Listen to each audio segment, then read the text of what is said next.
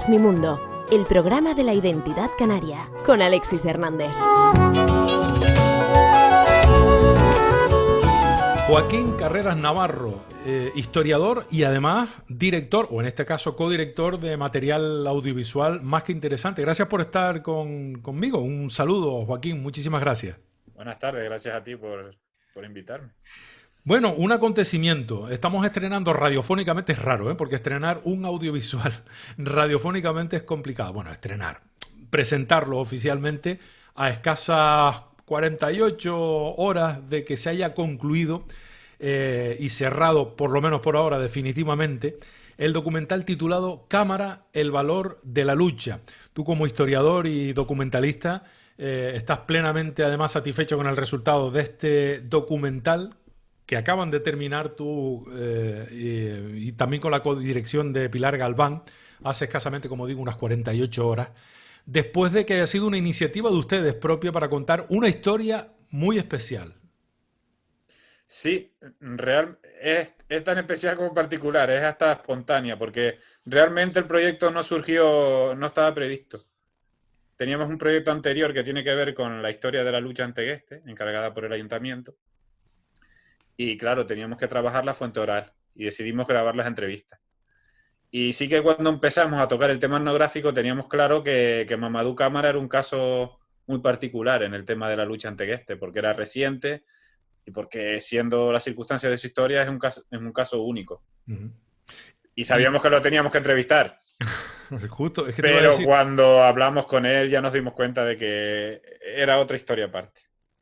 Mamadou es un luchador, para quien nos está escuchando, pues como su propio nombre indica, aunque no tendría por qué ser así, pero bueno, es el único luchador africano de raza negra que se ha buscado y que ha conseguido hacerse un hueco y todavía sigue teniéndolo dentro de la lucha canaria y casi nada, en un rincón tan especial para la lucha como el que nos presentas, ¿no?, en este documental. A ver, es el primer y único puntal no canario. Es decir, luchadores africanos, sobre todo desde que empezaron a llegar inmigrantes a través de pateras, ha habido algunos casos, pocos, pero ha habido algunos.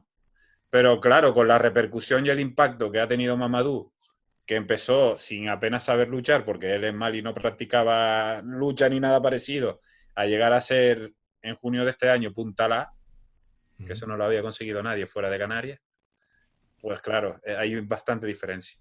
¿Qué fue lo que, cuando le pones la cámara delante para hacer ese trabajo de documentación previo al trabajo realizando para el Ayuntamiento de Tegueste, en qué momento te das cuenta de que Mamadou tiene una historia propia y que merecía la pena contar, claro? Bueno, ya lo intuyes porque, a ver, no, Pili y yo, que es mi mujer, vamos a la lucha allí en Tegueste y tú ibas notando que porque él lleva allí varios años luchando, tú notas que el público, él es diferente, pero no por su físico ni su color, él es diferente. Notas que es distinto, es savia nueva la lucha, es algo, para un deporte tan vernáculo y tan tradicional como la lucha, alguien como Mamadou es hasta sorprendente. Uh-huh. ¿En qué sentido? ¿En qué sentido? ¿En la manera de luchar, la manera de ser? ¿En qué sentido? Lucha diferente porque normalmente los luchadores aprenden desde muy pequeños, desde 4 o 5 años, pero Mamadou empezó con 16 sin tener ni idea. Además no es deportista, no tiene cultura deportiva, o no la tenía él. Ajá. Entonces él lucha distinto. No sé explicártelo muy bien porque no soy especialista en lucha, pero tú notas que es diferente. Okay. Entonces es diferente, es exótico. En la historia de él es, no sé, parece como que lo que le ha costado llegar, porque empezó desde abajo, como que la gente hasta le tiene hasta cierta protección, aparte de su forma de ser. Sí. Es un tipo muy cercano. Oye, entonces, claro, se conjugan ahí muchos elementos que hacen que, a ver, teníamos claro que Mamadou iba a ser un capítulo del libro que estábamos haciendo, pero lo que no teníamos tan claro es el potencial que tenía su historia. Y te digo, cuando fuimos a hablar con él, porque no lo conocíamos, si no sabíamos, pues sabes lo que te vas a encontrar como persona, pero el contenido de lo que te va a decir no lo sabes. Y a la segunda pregunta ya dijimos, es que no hacía falta ni preguntarle, se expresa muy bien, tiene mucha claridad de ideas, y fue, vamos, eso que tienes, que te sientas y escuchas y aprendes. Qué maravilla, ¿no? Mamadou además ha elegido o la casualidad y las coincidencias lo llevaron a un espacio en el que la lucha no es cualquier cosa. Estoy hablando de Tegueste, o sea que además ha conseguido estar en la categoría de ser puntal A en un sitio donde la lucha es casi sagrada, ¿no? Sí, aquí hablan mucho de que Tegueste es la cuna de la lucha, siempre, y bueno, sabes siempre que en todos los lugares hay un pique, porque si Valle Guerra también se legitima como tal, siempre está eso que yo creo que es hasta necesario, ¿no? Que haya piques en el buen sentido.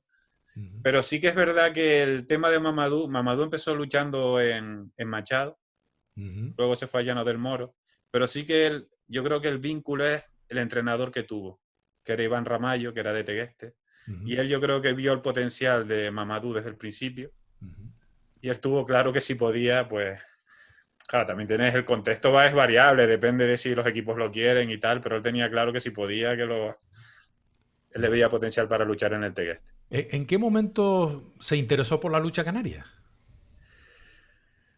Él llega con 16 años, entra en el centro de menores de La Esperanza, había muchísima gente allí, muchísimos inmigrantes, muchos menores, y Carmelo Hernández, que era el presidente del Machado, tuvo la idea de coger a algunos de esos luchadores, de esa gente, quien quisiera, y enseñarles todo lo que es el práctica de la lucha. Mamadou empieza a practicarlo por salir del centro, por tener una actividad. Ah, Porque claro, allí sí, tenían que estudiar y tal, pero estaban prácticamente encerrados. ujú, Entonces tenía que buscar una evasión, ¿no? Porque imagínate lo que es el día a día allí para esa gente. mm, Pues en la lucha fue como una válvula de escape, hacer una actividad, un ocio, y a partir de ahí, pues le gustó y siguió. ujú. Y mira, En la actualidad, ¿cuántos años tiene Mamadou? creo que tiene 28. Pues, Vino con aproximadamente. 16 y en 2008 debe tener 28 o 27 para 28. No sé el día exacto en que nació, pero vamos. No, pero bueno, que estamos hablando de que tiene Creo que entre nació en el 25 y 92. 30, ¿no? Fíjate lo que se convirtió, ¿no? La válvula de escape para poder salir a tomar aire, nunca mejor dicho, de ese espacio que no deja de recluir a personas, jóvenes en este caso, menores de edad, lo que se convirtió para él, que me imagino que a día de hoy la lucha canaria como tal es una forma clave de entender la vida y de haberse hecho uno más de nosotros en Canarias. Supongo que así es como él lo sentirá. Te lo pregunto a ti que has estado con él y lo has experimentado de cerca, Es ¿no? que precisamente ese es el valor, yo creo que de su historia. Cómo él llega aquí, en la situación en la que llega, en el contexto en el que llega, 2008, que es uno de los años de mayor afluencia de pateras a Canarias, y cómo él a través de la lucha logra salir adelante. No solo de la lucha, pero a través del contexto de la lucha, sale adelante y se labra un futuro. Y es curioso porque la lucha canaria, que es el deporte vernáculo por excelencia, parece que es el deporte más tradicional de todo y que está, ¿no?, en las raíces más profundas de esta tierra, que precisamente él salga adelante a través de eso. Y encima su forma de ser encarna perfectamente todos los valores que transmite la lucha. Pues claro, es hasta una paradoja. Ujú. Es una curiosa paradoja. Sí. Al final demuestra que el deporte más tradicional es el que más apertura mental y a nuevas posibilidades tiene, ¿no? A pesar de lo que pudieran pensar algunos, ¿no?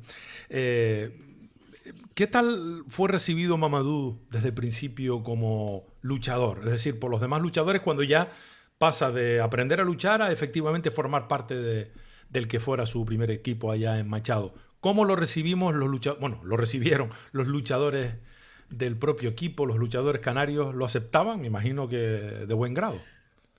Hombre, yo pienso que es como cualquier otro deporte, ¿no? Es decir, tú practicas un deporte y venga donde venga, llega un momento en que tienes que salir a practicarlo. Y a partir de ahí, si eres bueno, pues mucho mejor. Entonces, lo que sí tenía Mamadou era que era como un diamante en bruto por pulir, porque físicamente era poderoso y sobre todo tenía mucho margen de mejora. Y entonces a partir de ahí poco a poco fue creciendo. Ujú. Y el proceso de cámara es ese, empezar de abajo, desde lo más bajo, desde la base, y ir subiendo, estacado, puntal y tal. Pero él tiene una virtud que no, que él la tiene porque él la tiene, que es que escucha mucho. Por lo que cuentan los entrenadores, escucha e intenta aplicar lo que tú le inculcas. Y eso es un valor fundamental para no solo para el deporte, sino para cualquier actividad de la vida. Ok. Y entonces él lo ha mejorado. Y tiene otra virtud también que es la constancia. Es muy constante. ¿Por qué se, Él, Marcos Galván, perdona, Sí. suele decir que él es el Rafa Nadal de la lucha, para que saque a la gente un símil. Es muy constante y nunca se rinde, tiene una mentalidad muy fuerte. Ujú. Y claro, la lucha, que es un uno contra uno, eso es muy importante. Te iba a preguntar que, ¿por qué salió de Mali? El contexto familiar no era muy bueno y bueno, él intentó buscar un futuro mejor. Y claro, en el contexto que él habla de su infancia, vio que otros chicos ya habían salido, contaban sus historias de estando en Europa. Tenía un hermano en Francia, me parece que es, un tío también. Y a partir de ahí él intentó una aventura, porque la verdad que es una aventura. Una aventura para valientes, ¿eh? Que no vale para todo el mundo, porque meterte en una patera, me imagino que incluso sin saber nadar, Sí, probablemente, porque él es de Mali, que no tiene costa, no hay y costa. él no sabía nadar. No había visto Así el que mar, a lo bueno. mejor nunca, ¿no? A lo mejor no había visto el mar. No, no, no. La primera vez que lo vio fue en el momento en que se subió a la patera. Yo creo que Y él por dice eso que sí. fue un impacto terrible. Él dice que, por ejemplo, una de las cosas que le llama mucho la atención era el olor del mar. Se estuvo vomitando el primer día porque no estaba acostumbrado. Aparte del balanceo del mar, ¿no? Que claro, si no estaba acostumbrado, De marea, ¿no? claro, llegó hecho polvo. El contar estuvo 4 días y Eso te iba a preguntar, que fueron cuántos días de travesía. 4 días, Dios mío. tuvo 3 días en coche, recorriendo Mauritania hasta llegar a la costa, y 4 días en patera. Mi madre. En fin. Bueno, conoceremos más detalles al ver este documental. ¿Cuándo decidiste que lo ibas a hacer? Me dijiste que en la segunda pregunta sabías que Sí. Mamadou necesitaba más tiempo. Bien para un libro, bien A para... ver, Y ya que estabas yo soy con tu madre... historiador, entonces yo utilizo mucho la fuente oral, o sea, estoy acostumbrado a entrevistar a la gente, pero con grabadora, no con grabadora de vídeo. Es Ujú. básicamente lo mismo. Pero sí que es verdad que estaba nervioso la noche anterior. ¿Tú? No, ¿Sí? sí, suelo dormir bien, pero es que Mamadou es, dentro de lo que es la lucha, una persona muy particular, es un deportista muy particular. Ujú. Es Ok. que es único. En el contexto de la lucha es único. Ujú. Y estaba nerviosillo. Y a la segunda pregunta, a mí se me quitaron los nervios y él, yo creo que también está acostumbrado a que le pregunten porque sabe que su caso es muy particular, pero entendió perfectamente por dónde iba el tema y te digo que fue una maravilla. Ujú. De hecho, se puede poner la entrevista de él de corrido. Ah, qué bueno, qué bueno. Me imagino que en el documental, además de su entrevista, hay otras imágenes que muestras, ¿no? Como parte, me imagino que de su propia vida personal, si es que tiene alguna imagen que pudiera haberse traído consigo, o alguna imagen de él mismo luchando, o no lo sé. Sí, Un claro. poco, ¿cuál es, a vista de pájaro, cuál es un poco el esquema que ha seguido en este documental, al margen de la propia entrevista? ¿Cómo lo hiciste? La estructura es sencilla porque básicamente nos basamos en lo que él nos contó. Mm. Entonces, la primera parte es su contexto de la infancia, porque decide venir, la travesía, que eso es una odisea, qué sucede cuando llega y luego el proceso como él a través de la lucha va saliendo adelante Ok. hasta llegar a lo que es ahora. Bueno, ¿y qué es ahora? Sé que es Puntal A, está en el Tegueste, si no me equivoco. Sí, sí. ¿Y cuál es su situación actualmente? ¿Ya está consolidado? Bueno, si es Puntal A, es Puntal A. Sí, Y ahora, bueno, ahora esperando a que esperemos que se acabe pronto esto de la pandemia y la lucha pueda reactivarse, porque aparte de la lucha, por ejemplo, el fútbol y eso, o los deportes más mediáticos lo tienen en la televisión una fuente de ingresos, pero la claro. lucha depende mucho del público y de los sponsors. Ujú. Entonces, claro, están a la espera de que todo se reactive. Ok. Pero claro, en el contexto de él además fue curioso porque el día que lo entrevistaron fue el día que lo nombraron Puntalá. Fue casualidad. Ah, sí. Ah. Sí, sí, pero O no, sea no que estaba. pero cuando tú hiciste la entrevista, ¿no lo habían nombrado o lo acababan de nombrar? Lo habían nombrado o la tarde anterior o esa mañana. De hecho, vino y Ah, estuvo 10 minutos hablando por teléfono antes y le dijimos, ¿tanto tienes que hablar? Dice, es que me acaban de nombrar Puntalá. qué Y le dije, bueno. ¿y eso es bueno o malo? Y se quedó pensando y dice, no, es bueno. Bueno, Dice, yo no soy un experto en lucha, pero el puntal A es el puntal de referencia, ¿no? claro. El que No, se y supone que él, puede arreglar problemas que sí, los sí. demás no han sido capaces, a lo mejor, de Es solucionar. el referente del equipo y además él era punta al C. Y es raro que subas dos categorías de golpe, es Ah, decir, de no golpe. ha pasado a ser punta al B. Ah, vale, vale, Y vale. claro, en el equipo él estaba con Fabián Rocha. Ah, ok, perfecto. Y claro, no, por el sistema de puntuación que tienen para equilibrar los equipos, no puedes tener dos puntales dos puntales B, por ejemplo, o un puntal A y un puntal B en el mismo Ok. equipo. Y Entonces, era complicado porque uno de los dos tenía que dejar el equipo. entiendo que siendo Puntalá, no me hago ahora una idea de visualmente quién es Mamadou, pero me imagino que estamos hablando de un hombre grande, fuerte, un tipo muy potente, capaz de enfrentarse a cualquiera de cualquier dimensión o algo así, ¿no? Sí, es otra de sus características que físicamente es muy impactante. Mide 1,93 de alto. No sé si de ancho también mide 1,93. De volumen 1,93. Es un portento físico, es una cosa impresionante. Sí, Una cosa no, una persona, pero me sí, refiero, el sí, sí, sí, físico sí, es muy llamativo. te hemos entendido perfectamente, sí, señor.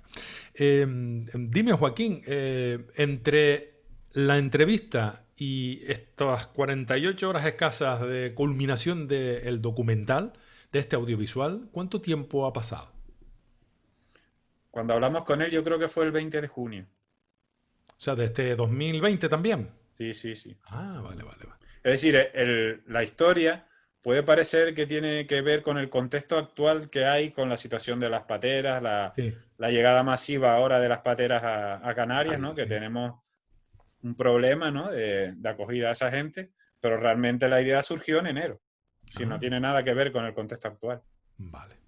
Bueno, tiene Vale. que ver porque es una Sí. historia parecida, pero no, No, no se te ocurrió a raíz de que no, venían las pateras, no tiene era nada que ver. anterior. Oye, por cierto, abro un paréntesis, ¿cómo llevas el trabajo de la historia de la lucha antegueste? Muy bien, el libro creo que ya está maquetado y por lo que me dijeron van a empezar a imprimirlo la semana que viene. Va a Bueno, trabajar en el proceso de joder. impresión. Oye, pues eres uno de los pocos que ha podido continuar con su actividad, más o menos, ¿no? Dentro de este periodo Sí, extraño en el que estamos el viviendo. confinamiento para los historiadores es malo, pero no tienes para leer y para trabajar de sobra, claro. Desde luego. Y cuéntame, de la historia de la lucha antegueste, ¿qué es lo que supone Mamadou para esa historia, donde también tiene su página, ¿no? Y su espacio. Sí, Mamadou es, digamos que esa parte, ese capítulo, es un capítulo del libro. Es la parte más reciente, digamos, porque Tegueste, digamos que los últimos años, no solo con Mamadou, sino desde la llegada de Marcos Galván a la presidencia del club, ha habido un cambio, sobre todo a nivel deportivo, y Tegueste ha tenido una época, pues, donde ha cosechado bastante títulos al máximo nivel. Ujú, Entonces, está Mamadou, está Fabián, ha llegado Oliver, ha ujú, habido una época buena. Y en ujú. ese contexto, Mamadou casi que desde el principio estuvo en todo ese proceso. Ok. Bueno, y es curioso y significativo el hecho de que sea justamente en un club tan señero como el Club de Lucha de Tegueste, donde se convierta en Punta La un extranjero, ¿no? Porque no sé si ya tendrá la nacionalidad o no, tampoco me importa demasiado, pero sí que un no nacido en Canarias y sobre todo una persona que no ha estado desde la base, ¿no? Desde que era un niño en el mundo de la lucha. También en ese sentido ha hecho historia Tegueste, ¿no? Por lo que entiendo. Sí, yo lo veo como que hay muchas paradojas, hay muchas circunstancias en el contexto no solo de Mamadou, sino de Tegueste. Y Mamadou es una de ellas. Pero, por ejemplo, en el trabajo, para que veas cómo va el contexto etnográfico, Sí, también nos llama mucho la atención que nosotros trabajamos el tema del ideal del luchador para la gente de aquí. en Como Tegueste. su discurso de lo que es el luchador ideal, Ah, ok. que tiene que ver un poco, en cierta forma, con el guanche, ¿no? Ese vínculo entre la lucha y el pasado aborigen y los luchadores y tal. Y siempre cuando hablan de, por ejemplo, un guanche en la lucha era y es todavía un hombre grande y fuerte, ¿no? Ujú. Y cuando empezamos a preguntarle por ese tema a la gente, pensábamos que nos iban a nombrar un referente local, ¿no? De esta sí que es como una Sí. de las tradiciones populares y tal. Y no, el referente para ellos en la memoria colectiva local no era un tequestero, que podría ser, por ejemplo, Felipe del Castillo, ¿no? Ujú. O Marcos Galván y tal. Y no, el referente era el Parry, curiosamente. Ah, Parry Parry segundo. segundo, sí, sí. Sí, sí, El sí. De Parry taco, es ¿no? un Del luchador, tacuense. Toda la vida del sí, sí, tacuense. nunca luchó en el Tegueste, pero por el tipo de luchador que fue, que estuvo más de 2 décadas siendo punta y Ujú, por su carácter que encarna toda la nobleza ese que el discurso atribuye al guanche, y ujú. aparte de su físico, pues es el referente o por lo menos para la gente de una época antegueste. Y es curioso porque ese referente además se plasmaba que el físico del Parry es muy parecido a las antiguas esculturas de los guanches de la Plaza de la Candelaria. Ah. que eran, por ejemplo, ahora las esculturas son más cámara, digamos, son más grandes, Ujú. ¿no? Más Más esbeltas, musculosas y más tal. musculosas, Sí, más sin embargo, atléticas, ¿no? Sí, una cosa. el parry es como las piernas, como las de los guanches, los antiguos guanches de tal, su físico, su pelo y su carácter, pues te dan ese ideal, ¿sabes? Que parece que Tegueste como que defiende mucho lo suyo y después cuando escarbas te das cuenta que, bueno, que ellos valoran al que consideran que tiene valía, más Claro. allá de que sea de Tegueste o de otro lugar. Dime, Joaquín, la historia de la lucha en Tegueste me imagino que te ha dado mucho trabajo y da para muchas historias y sobre todo, no solo para un libro, sino quién sabe si hay alguno más que pudiera generarte todo este proceso de entrevistas que también has terminado y que has culminado hace escasamente poco tiempo y del que me imagino que habrás aprendido algunas cosas anecdóticas que puedas contarnos, como por ejemplo esta que nos dices de que el ideal del luchador o algo así, el Sí. perfil ideal un poco corresponde a la figura del Parry segundo para los teguesteros y teguesteras. ¿Qué otras curiosidades, anécdotas o coincidencias, casualidades que te hayan llamado la atención podemos destacar dentro de la historia de la lucha en Tegueste y que ahora reflejarás en tu libro? Pues así anecdótico, a nosotros nos llamó mucho la atención el tema de la lucha femenina. Ujú. El tema de la lucha femenina surge a finales de los 70 y de los 4 primeros equipos que surgen, 3 son de Tegueste. El primero surge en el Portezuelo Sí, y lo más interesante es el contexto en el que surge la lucha femenina, a finales de los 70, donde el tema de la lucha siempre, incluso el discurso de ese ideal del luchador, tiene un claro contenido masculinizado. sí.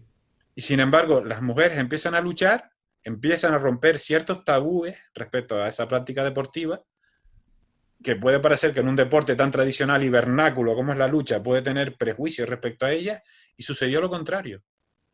A nosotros nos llamó mucho la atención porque se las vio como, no como mujeres que luchaban, sino como luchadoras. Mm.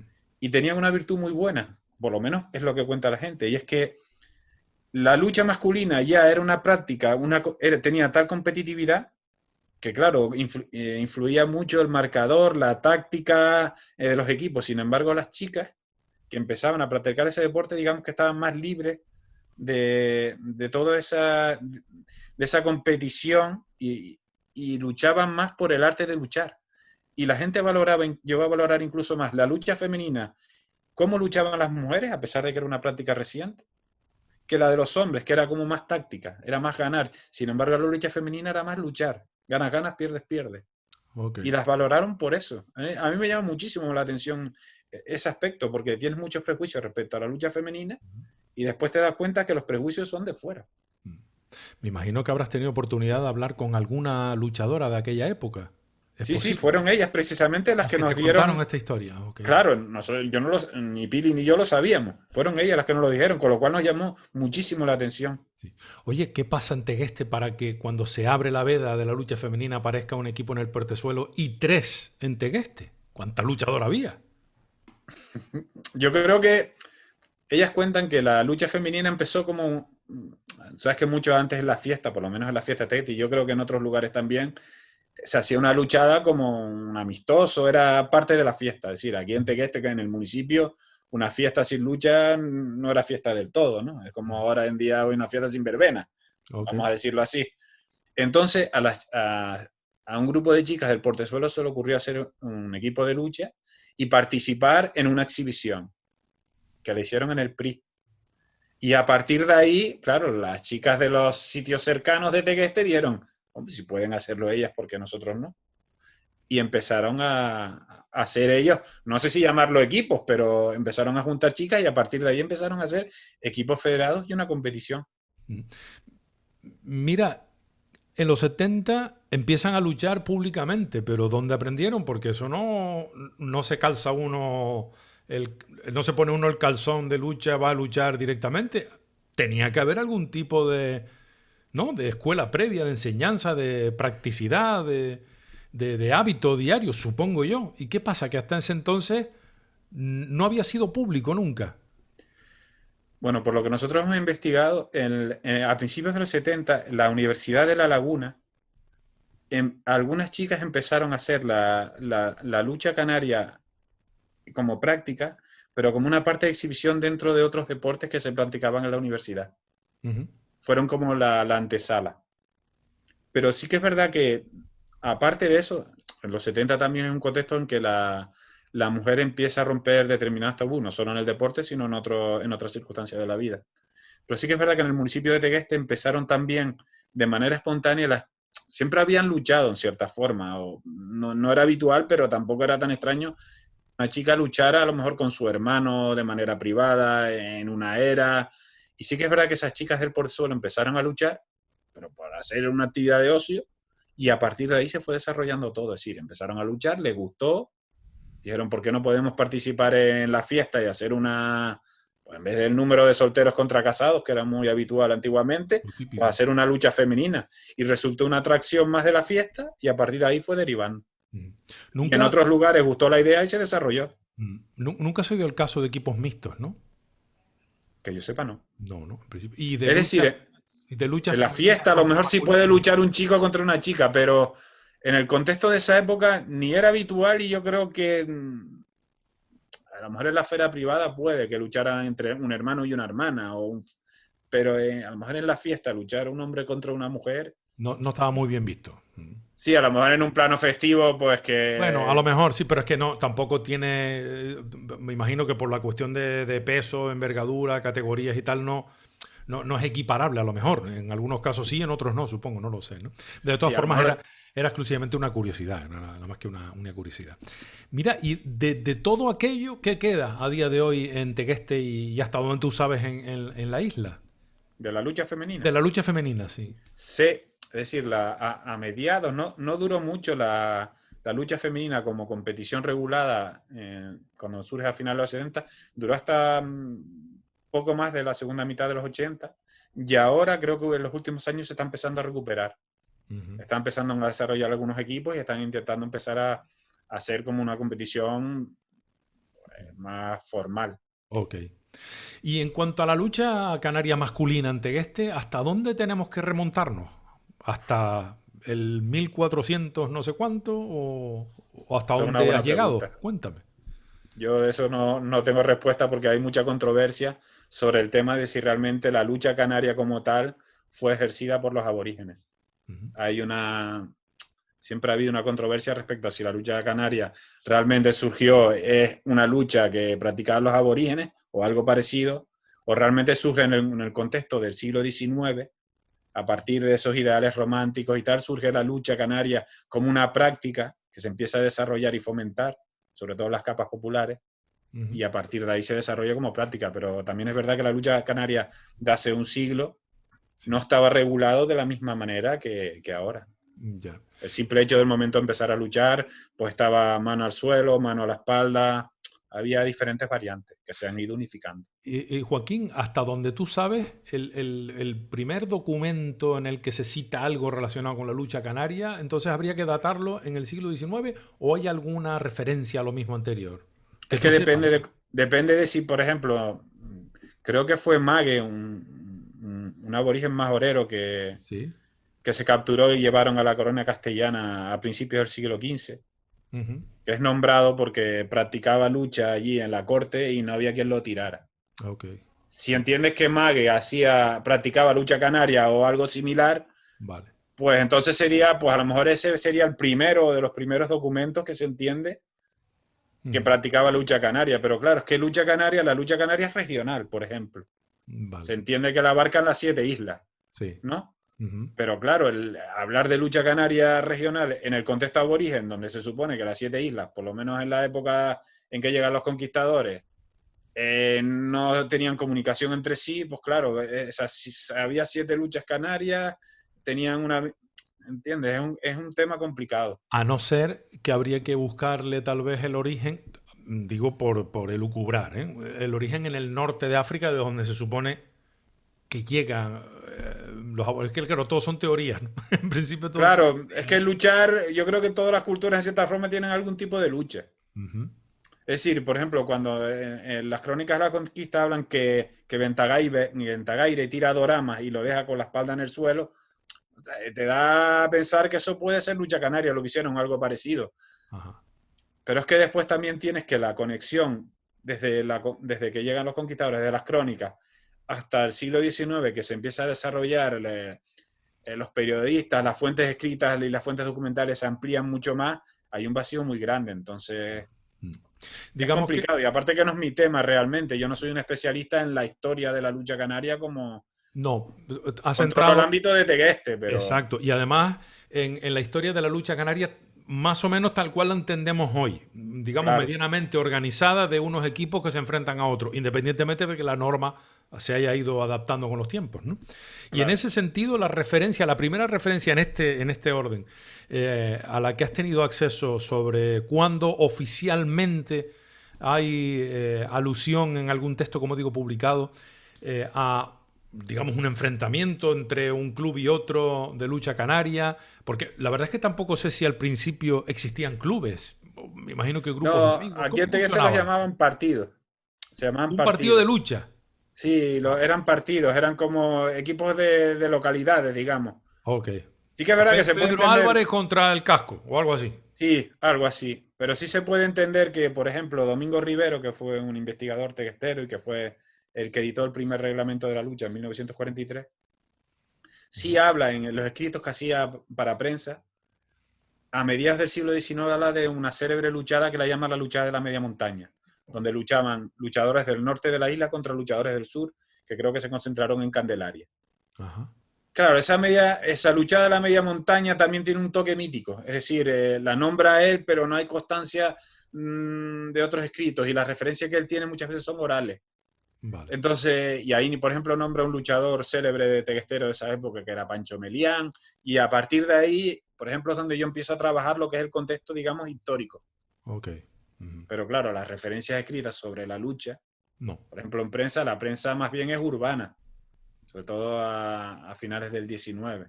Ujú. Entonces tienes que buscar ahí hilando, dentro de tal fiesta parece que hay una luchada y cosas así.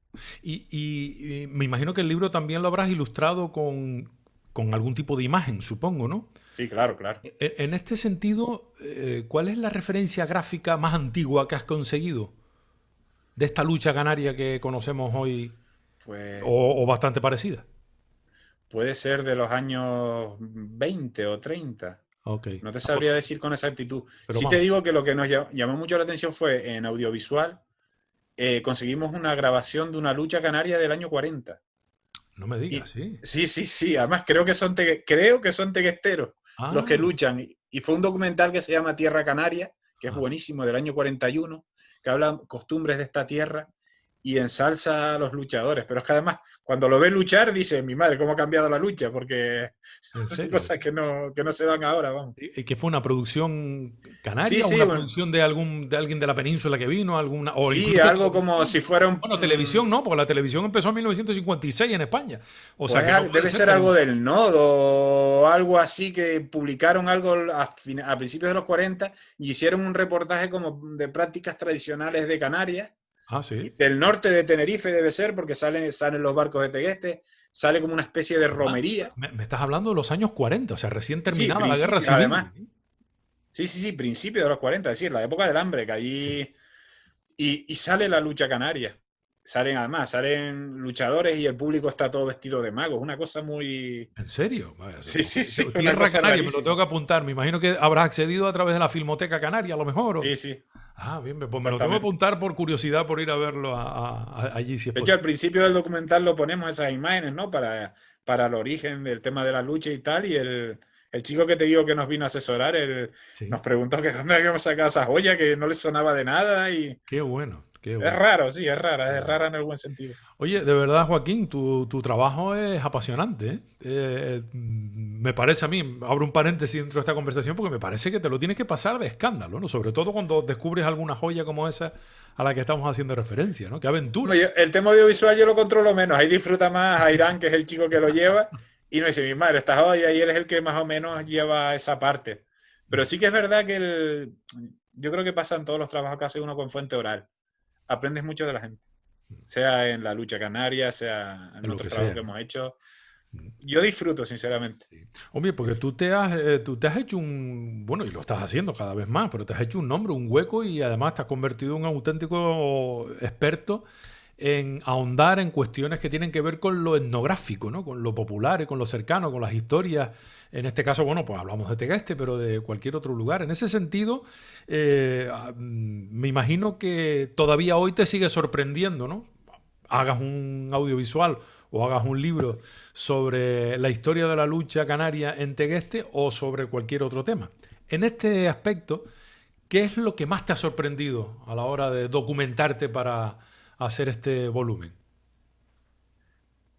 Sobre el Sobre la tema de la historia de lucha, Tegueste, perdón, la historia de la lucha canaria en Tegueste o de Tegueste, ¿qué dato te llamó la atención con el que tú no contabas? Qué sé yo, encontrarte, por ejemplo, con esa imagen del año 1940, que a lo mejor eran de Tegueste los que estaban luchando o no, pero sobre todo a la hora de ponerle delante el micro o la cámara o las dos cosas a protagonistas que todavía están, por suerte, entre nosotros, ¿qué historia te ha sorprendido? ¿Qué es lo que tú pensabas que era de una manera y después de escucharlos o leerlos o verlos, has descubierto que dentro de la historia de la lucha en Tegueste era otra cosa? ahí es una buena pregunta. Me han sorprendido varios. Me sorprendió una chica que se llama Ana Luisa Espósito, que era luchadora del Tegueste. La calidad y capacidad de contenido que mostraba cuando hablaba. Es la típica persona que habla y te tienes que callar y escuchar si quieres aprender algo. No hace falta que le preguntes mucho, porque cada vez que te responde te quedas pensando. Me sorprendió mucho el Parry. El Parry además como persona es maravillosa, pero claro, los dos personajes que eran exóticos, digamos, o fuera de Tegueste, para llamarnos exóticos, Sí. eran el Parry y Cámara. Cámara viene en patera aquí para labrarse una vida, y nosotros no sabíamos que el Parry, a finales de los 60, se fue de manera improvisada a la Yun a trabajar y a luchar. Ah, no lo Entonces sabía. era como el recorrido inverso. Ah, qué Y nos cosa. llamó mucho la atención lo mal que lo pasó él en el barco. Bueno, no fue en patera, fue en barco, pero dice que lo pasó horrible, que estuvo un tiempo allá. Era como el mundo al revés, ¿no? Como parece que el contexto actual es de siempre y muchas veces los canarios nos hemos tenido que ir a otros lugares haciendo lo mismo para ganarnos la vida. Casi siempre, casi siempre. Y el Parry en ese sentido, la historia la verdad que fue muy curiosa porque era lo contrario, eran justo los dos personajes que... Qué Y luego bueno. otro que me sorprendió mucho fue Oliver Hill. Ajá. Oliver Hill, cuando hablamos con él, fue otro que nos llamó mucho la atención. En la calidad también de expresarse. Ujú. Y cómo él hacía su propia autocrítica y cómo eso nos servía de cara al contenido del libro. Fue una gozada, la verdad. Qué bueno. Mira, y la lucha canaria en Tegueste da para uno o más libros, entiendo, ¿no? Los problemas que hemos... No problemas, pero solo para entrevistar luchadores. Claro, si te pones a entrevistar luchadores, te puedes pegar 5 años aquí, porque todo el mundo ha luchado en mayor o menor medida. Entonces, claro, también tienes que hacer un cribado. Tú no puedes sacar un libro a San Fuenteoral con 5.000 personas, por ejemplo.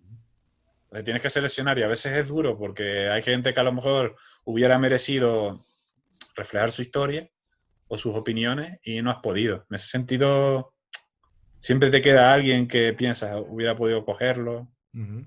Porque incluso a veces no solo son los más célebres o los más nombrados los que más te aportan. Claro. Ujú. Por ejemplo, nosotros no, la gente nos decía que habláramos con el Palilla. El Palilla. Sí, un luchador célebre de la década de los 70. Ajá. Y nos nombraban mucho al Palilla, nosotros ni lo conocíamos. Y pensamos, es que ya hemos hablado con muchos y tal, es mucho trabajo. Pero claro, cuando hablamos con él, Valía la es pena. otra persona digna de ser escuchada. Ok. Joaquín, ¿este trabajo cómo va? O sea, tú te acercas, tengo que escribir un libro sobre la historia de Tegueste. ¿Cómo va? Que te acercas y dices, oiga, ¿a quién le puedo preguntar? Y No. uno te lleva al otro, algo así, o cómo funciona. Porque claro, si la fuente es la fuente oral, necesariamente tienes que tener los contactos, que me imagino que, además de los que ya tienes de punto de partida, los que vas descubriendo a lo largo del proceso, ¿no? Bueno, este trabajo realmente, si hay que atribuir un mérito, sería a la Concejalía de Desarrollo Local del Ayuntamiento de Tegueste, que es la que encarga el proyecto. ¿Qué es Ujú. lo que hace? Se la encarga a una empresa que se llama Cultania, que es gestora de proyectos culturales, Ujú. y le encarga hacer un trabajo sobre historia y etnografía de la lucha en Tegueste. Claro, ¿qué es lo que hace Cultania? Deriva ese trabajo. La historia de la lucha no es compleja, porque no es que sea hacer un eje cronológico, pero te ubicas en una continuidad temporal, pero la parte etnográfica es lo complicado. Es decir, lo difícil o lo menos habitual es... Y claro, gente que trabaja en etnografía, no hay mucha en Canarias. Eso puede ser visto como un defecto, una virtud. Si somos pocos, más a repartir, ¿no? Pero también es verdad que, claro, que hay poca gente que trabaja en el ámbito de la lucha o de cualquier otra circunstancia desde esa perspectiva. Okay. Entonces, los chicos que llevaban Cultania nos conocían y nos propusieron el proyecto y nosotros O sea, el sí. trabajo de campo, que ese es sí. el de las grabaciones, el del tú a tú, sí. El caminar, el patear y el llegar hasta los rincones donde hay sí, buscar los informantes y que puedan hablar, que siempre pasa... esto siempre es un mundo de... Supongo que no sé si en la radio pasará, aquí quedas con uno, pero ese día no puede, después tienes que quedar... es así, la radio y la tele es así, las personas somos como somos, ¿no? De todas formas, tampoco te preguntaba por tus secretos profesionales, sencillamente por hacerme una idea de cómo funciona y el trabajo que te ha llevado, que me imagino que te habrá ocupado un tiempo importante, ¿no? ¿Cuánto has invertido de tiempo en la elaboración de este volumen de la historia de la lucha canaria? El trabajo nos los encargaron a finales de diciembre. 2019. Sí, pero claro, es que cuando ya estamos empezando habíamos conseguido toda la bibliografía de toda la documentación, cuando ya empezamos a hacer las entrevistas, fue a mitad de marzo y claro, mandaron confinamiento y no era una buena época para hacer entrevistas y claro, no podía salir, entonces... Bueno, telefónica, si acaso. Pero bueno, pero la gente no estábamos por estar hablando trivialidades por teléfono, estábamos todos un poco asustados, bueno, todavía, pero y queríamos grabarlas porque ya suponíamos que se podía sacar algo más aparte del libro, entonces a la hora de grabarlas en vídeo, claro, puedes grabar, no sé si el formato que estamos haciendo ahora podría servir, yo creo que sí, y habría que adaptarse a las nuevas circunstancias, pero claro, siempre no es igual. El trato directo no es lo mismo. Sí, porque además técnicamente en lo que al documental que luego preparaste con cámara, has grabado en HD con unas condiciones adecuadas para que tenga buen registro de sonido, buena imagen, etcétera, y que fue un poco una de esas primeras consecuencias que tú adelantabas, bien pensado, cuando arrancaste con el proyecto del libro, que por cierto, ¿cómo se titula? ¿Historia de la lucha canaria en Tegueste? ¿O tiene otro nombre? La cuna de la lucha, historia y etnografía de la lucha canaria. Okay. Creo que se titula así, no me acuerdo exactamente. Vale. Y el de cámara lo has titulado Cámara, el valor de la lucha. Sí. Eso es. Que un poco despista, ¿no? Porque lo de cámara, bueno, no sé cómo será, no sé si has hecho una edición física o si todo lo tienes digitalizado. Me estoy hablando del documental, no sé si tienes previsto hacer a lo mejor DVDs, esas cosas cada vez tienen menos sentido, la verdad. Pero bueno, ¿hay alguna imagen que pudiera resumir el documental de cámara, el valor de la lucha? Si tuviera que ser una fotografía a la portada de un posible libro, imagínate, en vez de un audiovisual, o de la carátula de un DVD, por ejemplo, o de un póster, ¿cuál sería? Me imagino que... Nosotros queremos, a la hora de divulgarlo, que creemos que queda muy bonito el formato. Hay unas tarjetas pendrive, no sé si las conoces. Sí, las conozco, sí. Pues claro, ahí puedes poner una imagen. La imagen que tú quieras es la tarjeta. Y es una tarjeta y es un pendrive. Y claro, en la tarjeta puedes colocar lo que tú estás diciendo. Hemos tenido bastantes controversias sobre qué poner, pero hay un plano que sale el mar, el faro de Abona, y sale no cámara, sino cogemos un chico inmigrante que jugaba con mi hijo a fútbol, que vive aquí en Tegueste, y lo pusimos como que era cámara cuando llegó. Entonces está el mar, está ese chico cuando llega y está el faro, que es como una metáfora no solo de quién lo acogió, sino en cierta forma de lo que es Canarias, ¿no? Qué bueno. Yo creo que ese sería un poco el reflejo, más que la portada, el reflejo de lo que va el documental. Sí, señor. Porque no va de la lucha solo. No, de la historia personal y de lo que ha supuesto la lucha para alguien que llegó sin nada y de una manera clandestina a las Islas Canarias para finalmente ser parte nuestra y además ser un puntal dentro de nuestro deporte más representativo y más querido, creo yo, el de la lucha canaria. Amigo Joaquín, ¿Dónde vamos a poder ver este documental? ¿En qué formatos estás moviéndote? ¿Habrá disponibilidad online? ¿Hay algunas televisiones con las que ya estás trabajando? Cuéntame, ¿dónde y cuándo podemos verlo? Que tú creas en este momento, aunque todo es tan reciente que me imagino que será difícil dar fechas y Hombre, ahora estamos viendo la posibilidad de que se divulgue lo más amplio posible, está claro. Es verdad que, claro, el ayuntamiento nos ha ayudado económicamente y nos ha patrocinado el trabajo y lo vamos a presentar aquí el día 11 en Tegueste. En las condiciones actuales, es decir, en lo que es el teatro, pues va a tener el público asistente no va a ser lo habitual, está muy condicionado por el contexto actual. por las medidas, sí, de seguridad. Sí, luego la idea es divulgarlo de una manera más amplia, ya sea la televisión, pero claro, la televisión también tiene que ellos valorar y decir, bueno, pues esto vale la pena y estamos en esos trámites. Seguramente sí. El documental, por cierto, tiene una duración en torno a los 28 minutos, prácticamente Sí. casi los 30, por resumirlo. Y es un documental que está evidentemente hecho en español, porque Sí. Mamadou habla español perfectamente, desde luego, ¿no? Y habla canario, más que Bueno, habla canario español, total. español de Canarias, para más datos. Sí. Exacto.